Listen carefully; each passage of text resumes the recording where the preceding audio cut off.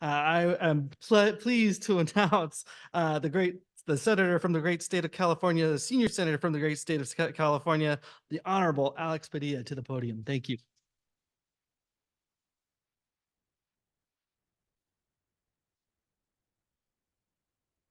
Good afternoon, everybody.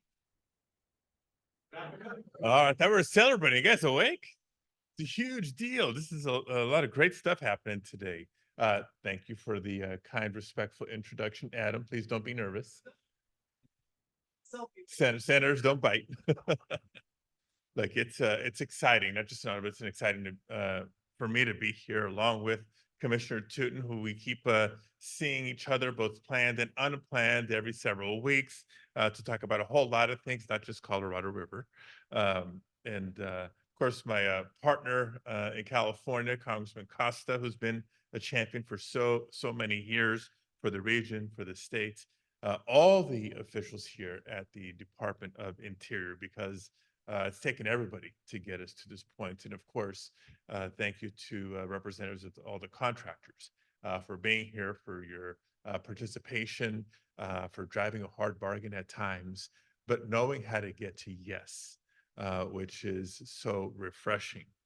Um, Proud to represent California. And when I get to brag about California to my colleagues across the country, most people know how blessed California is when it comes to its natural resources. A lot to be proud of. But it's actually been the water infrastructure that has allowed our states and our climate to create the most fertile agricultural land in the world, right? It's not just a dollar amount in terms of agricultural production, but to know that we literally are the bread basket. We feed the world. It's an important role and responsibility. And we know all too well how fragile it can be sometimes. And that's on the natural. As time goes on, we've seen more and more extreme weather and really fluctuation from year to year in our levels of precipitation. And so we know that our water policy has to evolve with these changing conditions as well. And there's few places where that challenge, the complexity, the stakes are more acute than in the south of Delta region. Again, another reason why this moment is so important, because between water scarcity and the insecurity that it causes for not just growers, but families and individuals, it has created some very challenging circumstances for south of Delta water users. But that's only part of the reason why, together with Congressman Costa, we fought so relentlessly during the Inflation Reduction Act negotiations for this pot of funding to help regions experiencing severe drought and to really drive the collaborative solutions necessary to see our way through and into the future.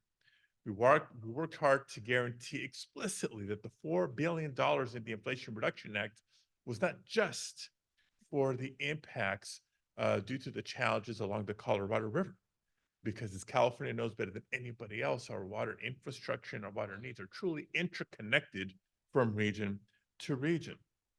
And so I've mentioned her before. I got to just sing her praises again. Camille, you do such a tremendous, tremendous job keeping us informed, keeping us accountable, what we should or shouldn't be doing as members of Congress to support you for our mutual interest and the nation's interest. Um, it's complicated. That's for drinking. Water's for fighting over, but not with Camille, because she drives us to the solutions.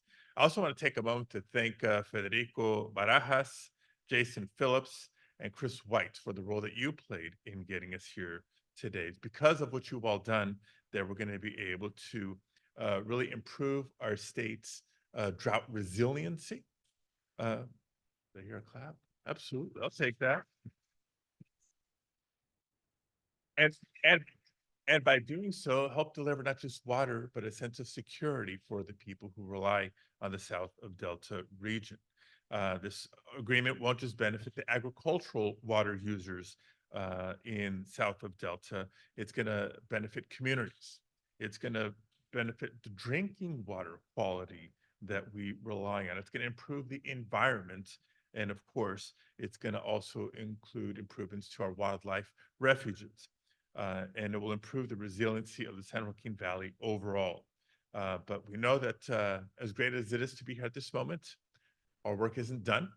Our work continues. And I pledge to continue to be a partner with everybody here today on additional solutions for the South of Delta water reliability issues and for the advancement of the San Joaquin River Restoration Program. But this agreement, I'm proud to say, is just proving the wisdom and the effectiveness of the Inflation Reduction Act. We knew it was a good idea when we're putting it together. Thanks to all of you for helping implement that and deliver what we had envisioned and what we had promised, and to alleviate, at least partially, but more than just a little bit, the longstanding north, south, east, west, upper basin, lower basin water, let's just call them tensions. But we've met them with creative solutions, and we did it through a good faith collaboration. So thank you to all of you. Let's continue to be good stewards of California's water and all of our natural resources.